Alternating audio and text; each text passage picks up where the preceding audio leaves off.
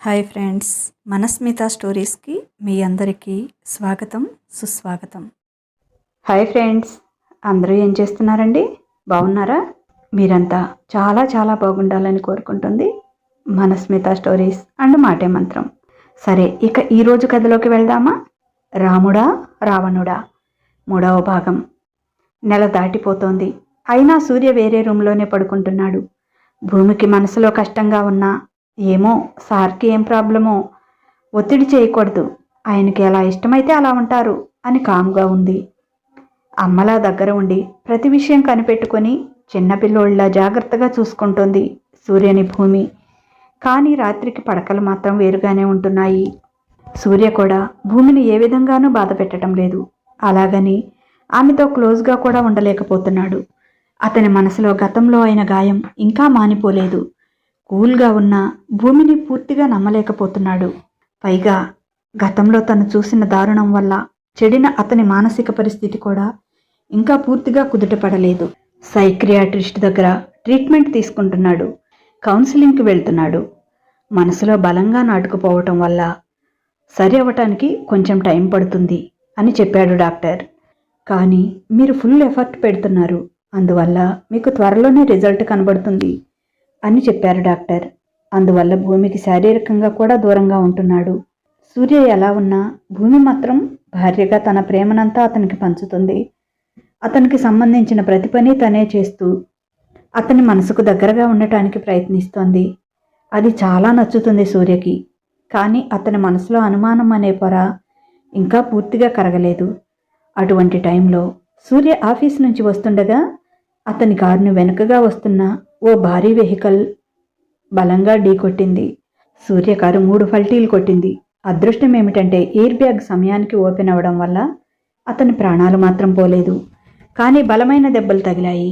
ఎడమ కాలుకి కుడి చేతికి ఫ్రాక్చర్ అయ్యింది. తలకి దెబ్బ తగిలింది. ఒళ్ళంతా దెబ్బలే. మాంసపు ముద్దలా ఉన్నాడు సూర్య. విషయం తెలిసి వెంటనే హాస్పిటల్కి పరిగెత్తుకుంటూ వెళ్ళింది భూమి. సూర్యకి బ్లడ్ దొరకకపోవడంతో 6 months లోపు బ్లడ్ ఇవ్వకూడదు అని డాక్టర్స్ చెప్తున్నా కూడా వినకుండా పట్టుపట్టి తన బ్లడ్ ఇచ్చింది. చాలా నీరసంగా ఉంది భూమికి. అయినా బ్లడ్ తీసుకోమంటుంది. కానీ చూస్తూ చూస్తూ ఓ మనిషి ప్రాణం తీయలేం మేము అన్నారు డాక్టర్స్. నేను చనిపోయినా పర్వాలేదు, ఆయన బ్రతకాలి. ఆయనకేమైనా అయితే నేను బ్రతికినా వేస్ట్. ప్లీజ్ మీకు కావలసినంత బ్లడ్ తీసుకోండి అని ఏడుస్తుంది. అంతలో ఇంటర్నెట్లో విపరీతంగా సెర్చ్ చేసి చాలా డబ్బు ఇచ్చి బ్లడ్ డోనర్ని పట్టుకొచ్చాడు ఉదయ్. సూర్యకి సర్జరీ స్టార్ట్ చేశారు. దాదాపుగా కట్లుతో అతని బాడీ అంతా కవర్ అయిపోయింది. అతన్ని కంటి మీద కునుకు కూడా వేయకుండా ఓ చంటి పాపలా దగ్గరుండి చూసుకుంది భూమి. కొన్నాళ్ల వరకు కాలు కింద పెట్టడానికి వీల్లేదు అని చెప్పారు. అలాగే కుడి చేయి కూడా పని చేయకపోవడంతో అతను కోలుకునే వరకు కాలు చెయ్యి అన్నీ తనే అయ్యి అతన్ని చూసుకుంది. సూర్య కేర్ టేకర్ని అపాయింట్ చేసుకున్నా కూడా వాళ్ళని ట్రీట్మెంట్ వరకు మాత్రమే చూడమంది. మిగతా పనులన్నీ తనే దగ్గరుండి చేసేది. సూర్యని పూర్తిగా పైకి లేపి బెడ్షీట్స్ మార్చటం లాంటివి చేయాల్సి వచ్చినప్పుడు మాత్రమే కేర్ టేకర్ హెల్ప్ తీసుకునేది. సూర్యకి చాలా గిల్టీగా, సిగ్గుగా అనిపించేది. కొన్ని పనులు ఆమె చేస్తుంటే, నువ్వు వెళ్ళు భూమి, కేర్ టేకర్ చూసుకుంటాడు, అలాంటి పనులు నీకెందుకు అన్నా వినేది కాదు. నేనెవరికి చేస్తున్నాను? మీకే కదా. ఇందులో నేను సిగ్గుపడాల్సింది, మీరు మొహమాట పడాల్సింది, గిల్టీ ఫీల్ అవ్వాల్సింది ఏముంది? అప్పుడు నాకు హెల్త్ బాగాలేనప్పుడు మీరు నాకు స్నానం చేయించటం, బట్టలు మార్చటం లాంటి అన్ని పనులు చేశారు. నేను సిగ్గుపడుతుంటే మీరేమన్నారు? గుర్తు తెచ్చుకోండి. నేను నీ ఒంట్లో ప్రతి అణువు ఆల్రెడీ చూసేశాను. ఇప్పుడు నేను కొత్తగా చూడటానికి, నువ్వు కొత్తగా సిగ్గుపడటానికి ఏమీ లేదు అన్నారు. ఇప్పుడు నేను కూడా అదే మాట చెప్తున్నాను అంది సిగ్గుపడుతూ. అది కాదు భూమి, ప్లీజ్ ఇలాంటి పనులు వద్దులే, కేర్ టేకర్కి శాలరీ ఇస్తుంది అందుకే అన్నాడు సూర్య. సరే, నాకు కూడా ఫీజు ఇవ్వండి మీకు తగ్గాక. నేనైతే మాత్రం నా పనులు ఆపను అంది. ఎడం చేత్తో ఆమె బొగ్గకిల్లుతూ, ఏం ఫీజు కావాలి, ఎంత కావాలి అన్నాడు. ఆ ఫీజు ఏమిటో ఇప్పుడు చెప్పను, మీకు పూర్తిగా బాగయ్యాక అడుగుతాను నాకేం కావాలో. మీకు పూర్తిగా బాగయ్యాక అడుగుతాను నాకేం కావాలో, అప్పుడు కాదనకూడదు అంది. ఓకే భూమి, ఏం కావాలన్నా ఇస్తాను. నా సర్వస్వం నీ కాళ్ళ ముందు పెడతాను. నువ్వు చూపించే ప్రేమకి ఏమిచ్చినా తక్కువే అన్నాడు. అవును సార్, ప్రేమని డబ్బుతో వెలకట్టలేము కదండి. మరి నా ఫీజుని ఏ రూపంలో ఇస్తారో ఆలోచించుకోండి అంది. ఆమె ఆంతర్యం అర్థమైంది సూర్యకి.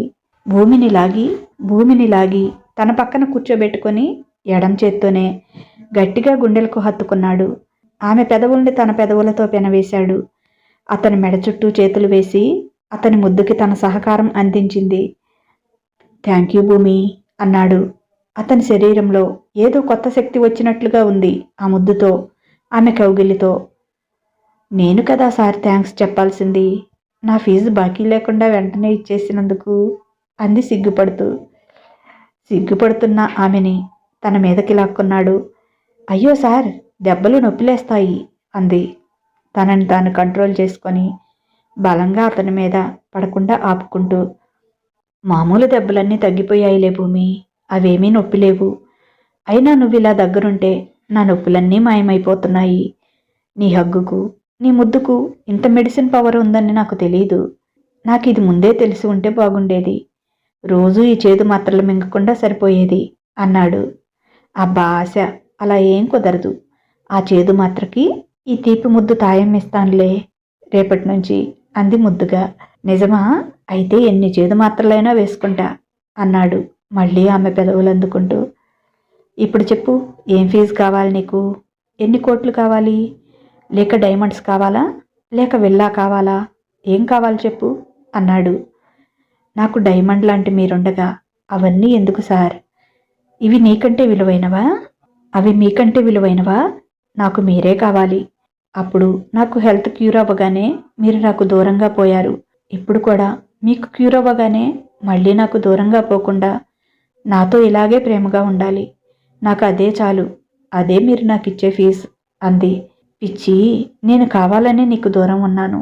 దానికి ఒక రీజన్ ఉంది. అది మన మంచి కోసమే అన్నాడు. ఏంటి, మీరు నాకు దూరంగా ఉంటే మంచిదా? మీరు అలా ఉంటుంటే నాకెంత బాధగా ఉందో తెలుసా అంది. తెలుసు, దగ్గరికి వస్తే మరింత బాధపడాలి అని కూడా తెలుసు. అందుకే దూరంగా ఉన్నాను అన్నాడు. నేను చెప్పానుగా, నేను నిన్ను ప్రేమించలేకపోయినా నిన్ను కష్టపెట్టను అని. అందుకే నిన్ను కష్టపెట్టకూడదనే దూరంగా ఉన్నాను అన్నాడు సూర్య. అలా ఏం వద్దు, నేనెంత కష్టమైనా భరిస్తాను. కానీ మీరు నాకు దగ్గరగా ఉండండి, నాకు అది చాలు అంది. నీ ప్రేమతో నన్ను ఎప్పటికప్పుడే పిచ్చోణ్ణి చేస్తున్నావే పిచ్చిపిల్ల అన్నాడు ఆమె నుదుటి మీద ముద్దు పెడుతూ. మరి నన్ను కష్టపెడుతున్నాను అని తెలిసినప్పుడు అలా ఎందుకు చేస్తారు? తెలిసినప్పుడు దూరంగా ఉండటం ఎందుకు? దగ్గరగా ఉండి అలా కష్టపెట్టకుండా ఉండొచ్చు కదా అంది. అయినా మీకెందుకు ఆడవాళ్ళంటే అంత అసహ్యం అంది. అసలు అతని గతంలో ఏం జరిగిందో తెలుసుకోవాలని. అదంతా పెద్ద కథ భూమి, కానీ అది నీకు తెలియాలి. ఎందుకంటే ఈసారి ఏదైనా తప్పు చేసినా నువ్వు నా తప్పును క్షమించాలంటే అసలేం జరిగిందో నీకు తెలిసి ఉండాలి అని తన గతం చెప్పసాగాడు. నాకు చిన్నప్పుడే అమ్మ పోయింది. దాదాపు 10 సంవత్సరాలు ఉంటాయేమో. సడన్గా ఏదో తెలియని అనారోగ్యంతో ఆమె చనిపోయింది. అమ్మ కూడా అచ్చం నీలాగే చాలా ప్రేమగా, ఓర్పుగా ఉండేది. నిన్ను చూస్తుంటే నాకు అమ్మే గుర్తుకొస్తుంది. అమ్మ మరణం నాకు తీరని లోటు. ఆ తర్వాత ఎవరికి పెద్దగా దగ్గర కాలేకపోయాను. నాన్నగారు చనిపోవడంతో అప్పుడే స్టేట్స్లో స్టడీస్ పూర్తి చేసుకుని వచ్చిన నేను అప్పుడప్పుడే బిజినెస్ ఫీల్డ్లోకి దిగాను. అంతకుముందు నుంచే నాన్నగారు తాతయ్య నాకు బిజినెస్లో మెలకువలు అన్నీ ట్రైనింగ్ ఇచ్చేవారు. దానికి తోడు స్టేట్స్లో MBA కూడా చేశాను. నేను మా బిజినెస్లో కొత్త మార్పులు తెచ్చి మరింత ముందుకు తీసుకువెళ్ళాను. మా రైవల్ కంపెనీ అది చూసి తట్టుకోలేకపోయింది. వాళ్ళు ఎన్ని ప్రయత్నాలు చేసినా మన కంపెనీని ఫస్ట్ ప్లేస్ నుంచి కదిలించలేకపోయారు. అలాంటి సమయంలో నాకు పరిచయమైంది లేనా. ఆమెకి అందం కంటే పైమెరుగులతో వచ్చిన ఆకర్షణ ఎక్కువ. ఆమె నన్ను ఆకర్షించింది. నేను కూడా ఆమెకు అట్రాక్ట్ అయ్యాను. నేను మనస్ఫూర్తిగా ఆమెను ప్రేమించాను. ఆమె నా సర్వస్వం అనుకున్నాను. అమ్మ, నాన్నమ్మ తర్వాత నా జీవితంలోకి మరొక స్త్రీ వస్తుంది అని నేను చాలా సంతోషించాను. ఆమెను అమ్మ కంటే ఎక్కువగా ప్రేమించాను. తను కూడా నన్ను ఎంతగానో ప్రేమిస్తుంది అనుకున్నాను. పెళ్లికి ముందే తను నన్ను చాలా ప్రొవోకింగ్ చేసేది. కానీ అలాంటివి నాకు ఇష్టం ఉండదు. పెళ్ళైన తర్వాతే ఇలాంటివన్నీ అని చెప్పాను. చేతకాని వెధవని చూసినట్లు చూసింది. నీకు ఫిజికల్గా ప్రాబ్లం ఏం లేదు కదా అంది. అయ్యో లీనా, అలాంటిదేమీ లేదు. కానీ పెళ్ళైన తర్వాత ఫిజికల్గా కలవాలని, అప్పటి వరకు ఇద్దరం పవిత్రంగా ఉండాలి అని నా కోరిక. నేను కూడా ఇంతవరకు ఏ అమ్మాయితో ఫిజికల్గా రిలేషన్షిప్ పెట్టుకోలేదు. నా భార్య వర్జన్గా ఉండాలని ఎలా అనుకుంటానో అలాగే నేను కూడా అంతే పవిత్రంగా ఉండాలనేది నా కోరిక. అందుకే నేను ఎవరితోటి అఫైర్ పెట్టుకోలేదు. నా లైఫ్లోకి మొదటగా వచ్చిన అమ్మాయివి నువ్వే, చివరి వరకు నువ్వే ఉంటావు అని చెప్పాను. దానికి ఆమె నవ్వి, ఇలాంటివన్నీ ఈ రోజుల్లో కామన్ సూర్య. అసలు నువ్వు దీనిలో పర్ఫెక్టో కాదో ఎలా తెలుస్తుంది? జస్ట్ ఇది ఒక ట్రయల్ మాత్రమే అంది. దానితో నా తల తిరిగిపోయింది. ట్రయల్ వేయడానికి ఇదేమీ వస్తువు కాదు, మనసులతో ముడిపడే బంధం. నాకు ఇలాంటివి ఇష్టం లేదు లేనా, బలవంతం చేయకు అన్నాను. దాంతో కోపంగా అక్కడి నుంచి వెళ్ళిపోయింది. తను నన్ను చాలా ప్రేమించింది, అందుకే ఫిజికల్గా కూడా నాతో మూవ్ అవ్వాలి అనుకుంటుంది అని నేను అనుకున్నాను. కానీ ద డర్టీ బిచ్ నన్ను చీట్ చేసింది. తను నన్ను డబ్బు కోసం లవ్ చేసింది. నిజంగా నా మీద ప్రేమ కాదు అని ఓ సంఘటన నిరూపించింది. తాతయ్య నా లవ్ విషయం తెలిసి ఆమె విషయం మొత్తం కనుక్కున్నాడు. ఆ అమ్మాయి అంత మంచిది కాదు, తను ఒక ఫ్రాడ్. ఆమెకు చాలామందితో కాంట్రాక్ట్స్ ఉన్నాయి. తను ఎవరి దగ్గర ఎక్కువ మనీ ఉంటే వాళ్ళనే లవ్ చేస్తుంది. ఈరోజు నువ్వు, రేపు ఇంకొకరు అని తాతయ్య చెప్పారు. నేను నమ్మలేదు. తాతయ్య మీద కోప్పడ్డాను తొలిసారిగా. తాతయ్య నాకు తెలియకుండా మా ప్రాపర్టీ మొత్తం మా నాన్నమ్మ పేరు మీదకి మార్చేశారు. మా చెక్ పవర్ కూడా ఆపేశారు. అప్పుడు నా దగ్గర రూపాయి కూడా లేకుండా పోయింది. నేను ఆమెకిచ్చిన క్రెడిట్ కార్డ్స్ బ్లాక్ చేపించారు తాతయ్య. లేనాకి ఈ విషయం చెప్పారు. ప్రాపర్టీ అంతా మా నాన్నమ్మ పేరు మీదకి మార్చామని, మాకిష్టమైన అమ్మాయిని మాత్రమే వాడు పెళ్లి చేసుకోవాలి, లేకపోతే ఆస్తి వాడికి ఇవ్వము, ట్రస్ట్కి రాసేస్తాము అని తెగేసి చెప్పారు. దాంతో ఆమె నా దగ్గరికి వచ్చి ఇష్టం వచ్చినట్టు మాట్లాడింది. చిల్లిగవ్వకి పనికిరాని నీలాంటి వెధవ నాకెందుకు? నీకేదో ప్రాపర్టీస్ ఉన్నాయని నిన్ను లవ్ చేశాను, కానీ నీ దగ్గర రూపాయి కూడా లేదు అని ఇంకా చాలా మాట్లాడింది. చాలా తిట్టింది. సారీ లేనా, తాతయ్య వాళ్ళు ఇలా చేస్తారనుకోలేదు. ఇప్పుడేమైంది? తాతయ్య ఆస్తి లేకపోతే మనం బ్రతకలేమా? నేను అబ్రాడ్లో చదువుకొని వచ్చాను. నాకు మంచి జాబ్ వస్తుంది, మంచి శాలరీ కూడా వస్తుంది. మన ఇద్దరం చాలా హ్యాపీగా బ్రతకొచ్చు. నాకు నువ్వంటే చాలా ఇష్టం లేనా, నువ్వు లేకుండా నేను బ్రతకలేను అని చెప్పాను. నీలాగా ఆలోచించే ఓ చీప్ మెంటాలిటీ ఉన్న అమ్మాయిని చూసి లవ్ చేస్తావో పెళ్లి చేసుకుంటావో నీ ఇష్టం. నీలాంటి దరిద్రుడి పక్కన నిలబడటానికి కూడా ఒప్పుకోను. వెళ్ళు అని చేదరించుకుంది. నేను ఆమెకు చాలా చెప్పి చూశాను, ఎంతో బ్రతిమాలాను. నువ్వు లేకపోతే బ్రతకలేను అన్నాను.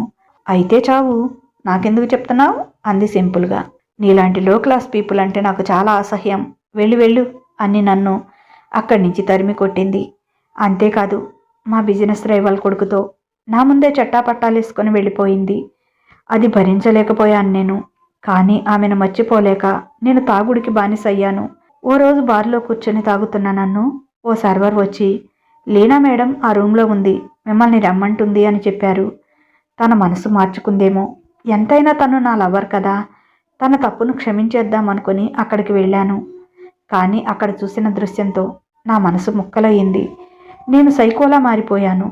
నేను ఆ రూమ్ లోపలికి వెళ్ళగానే సర్వర్ డోర్ వేసి లాక్ చేశాడు. అక్కడంతా చాలామంది అమ్మాయిలు, అబ్బాయిలు ఒంటి మీద బట్టలు లేకుండా, ఎవరు ఎవరితో ఏం చేస్తున్నారో అర్థం కాకుండా చాలా అసహ్యంగా చేస్తున్నారు. అందరూ డ్రగ్స్ తీసుకుని ఆ మత్తులో ఊగుతున్నారు. అక్కడున్న అమ్మాయిలు, అబ్బాయిలు కాసేపు ఒకరితో, మధ్యలోనే పార్ట్నర్ని మార్చి ఇంకొకరితో, ఇంకొందరు విచ్చలవిడిగా గ్రూప్ సెక్స్ చేస్తూ ఉన్నారు. అదంతా చూడగానే నాకు తల తిరిగిపోయింది. తాగిందంతా దిగిపోయింది.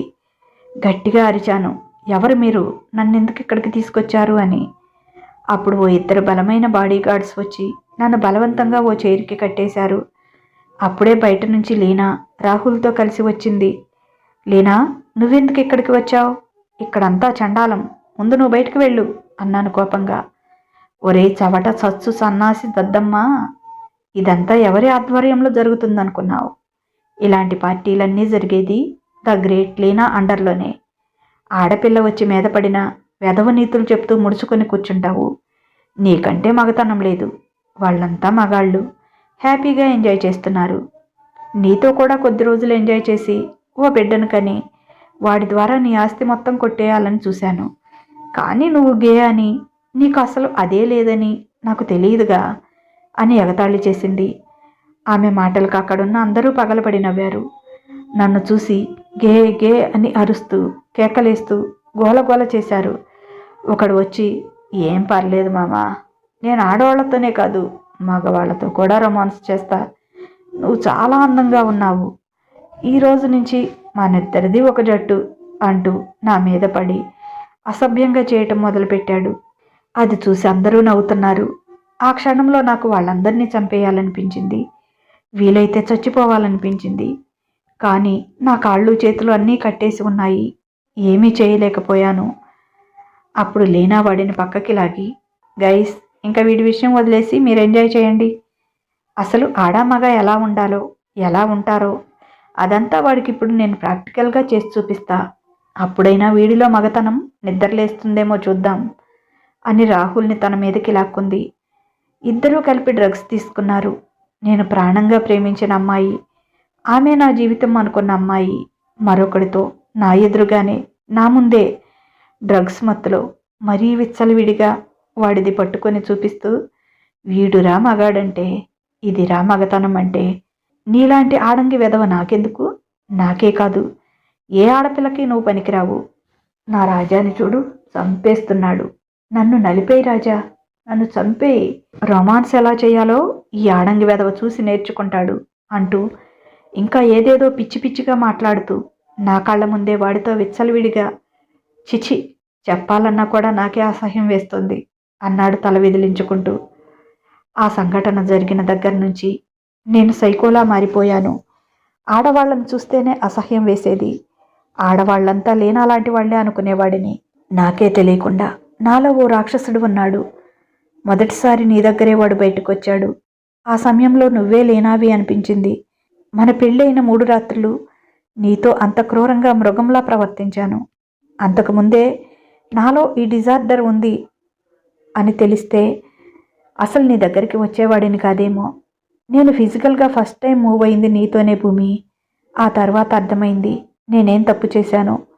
ఆ టైంలో అందరూ నన్ను గే గే అని ఎగతాళి చేస్తున్నట్లుగా, లేనా నన్ను ఆడంగి వెధవా అని నవ్వుతున్నట్లుగా అనిపించేది. అందుకే అలా క్రూరంగా చేశాను.